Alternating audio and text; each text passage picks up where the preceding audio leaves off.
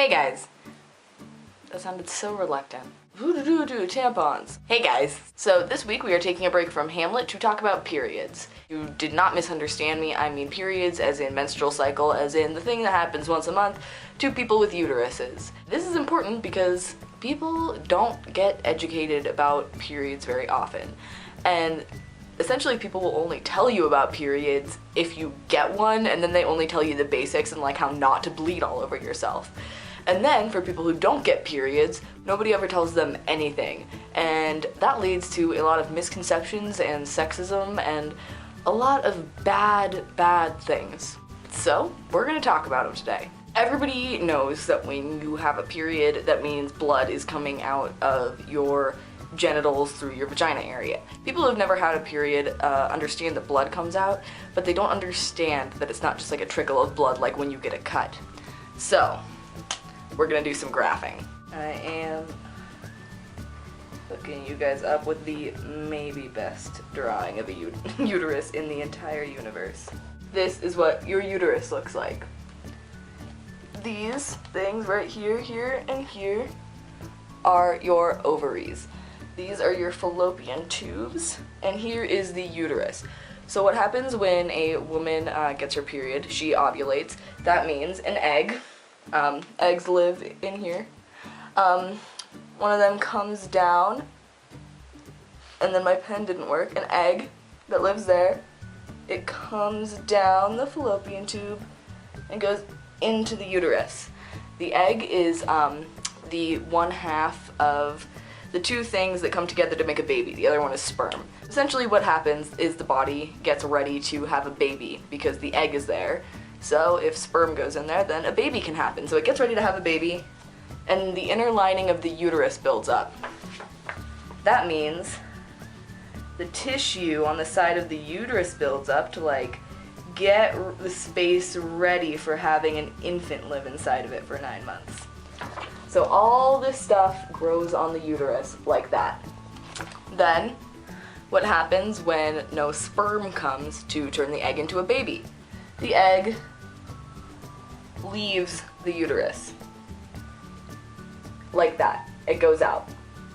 But, so what happens to all of the stuff that got ready to have a baby? It's essentially like thinking you're gonna have a baby, getting a room for the baby ready, and then not having anything to put in there. So what do? You sell the stuff. So what happens is this inner lining, all those squiggles, they all leave too.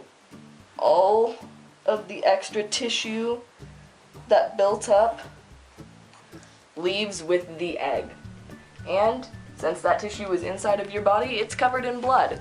When you have a period, it's not just blood coming out, it's also the tissue that has accumulated in preparation of having a baby. Essentially, here you have your fallopian tubes, an egg comes down, gets ready to have a baby. When it is not fertilized properly, it leaves, but all of the inner lining of the uterus that has built up in preparation to have a baby also leaves when there is no baby to be had. And that is what a period is, which also means it's not just like a steady trickle of blood like when you get a cut. That means it is bloody tissue. Call it gross all you want, but half the population does it once a month, and you can get over it too. The reason everyone always says like, oh, like you must be on your period when somebody who gets periods is acting like really like pissed off or at something is because there are a lot of symptoms of menstruation which include mood swings, and there are many more which I will read to you off of my laptop now. You get swelling and tenderness in your boobs, you can get acne, you can feel fatigued or tired, you can feel anxious or depressed even, you can get tension, irritability, mood swings, or like crying spells. You can get an upset stomach. You have a bunch of digestive problems too. You can get an upset stomach, bloating, constipation, or diarrhea. You can have trouble sleeping. You can get stomach aches, back aches, headaches, a lot of like aching and pain.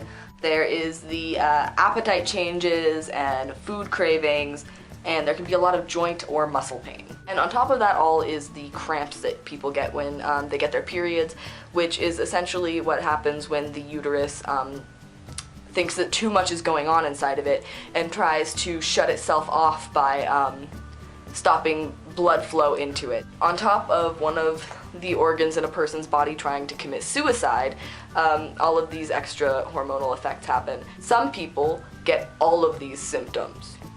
All of them. One of those people is me.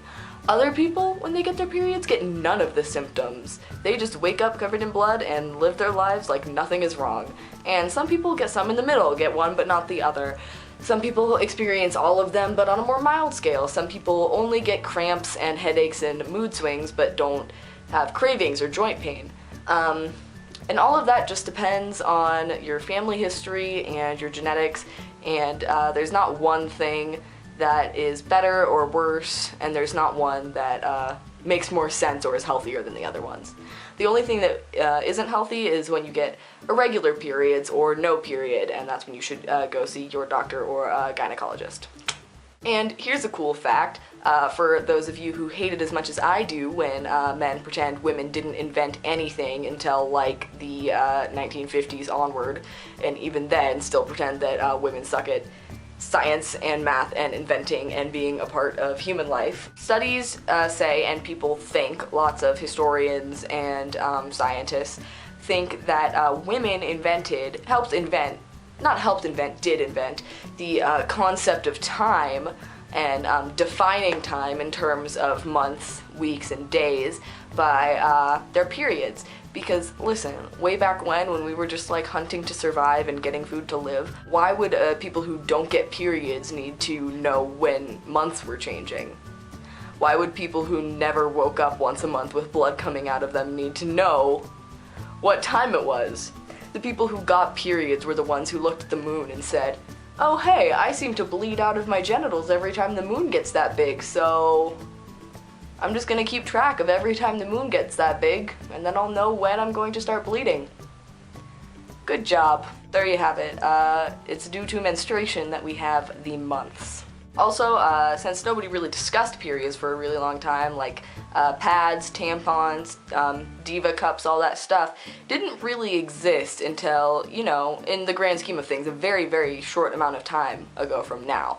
But tampons were invented during World War II, and they were originally intended to plug up bullet holes of wounded soldiers, but some of the, I believe it was World War II, it might have been World War I, I was pretty sure it's World War II.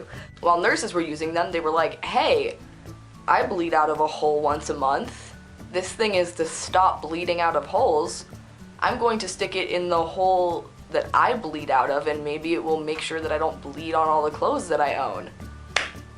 And suddenly, there were tampons. And the last thing I have to share with you is a very important fact. It's actually maybe the most important thing that I've ever said on this channel.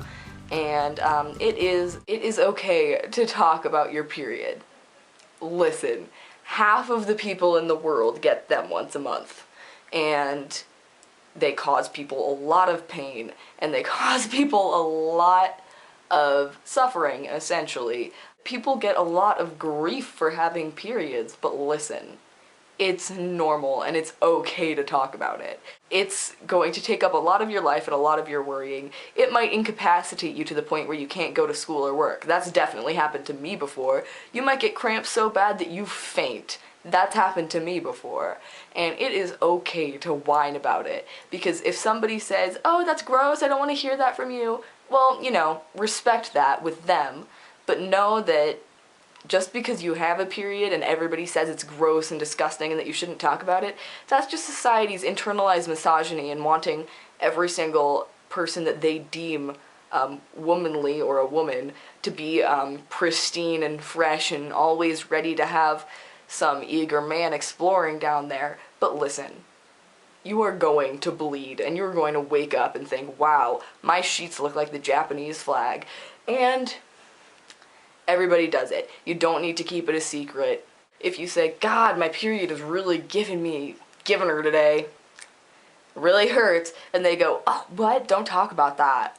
It's really gross. That's just a signal to you that those are the kind of people who don't accept you for who you are, and you should probably kick them out of your life if they're unwilling to even acknowledge one of the most basic facts of human existence that half the population goes through once a month.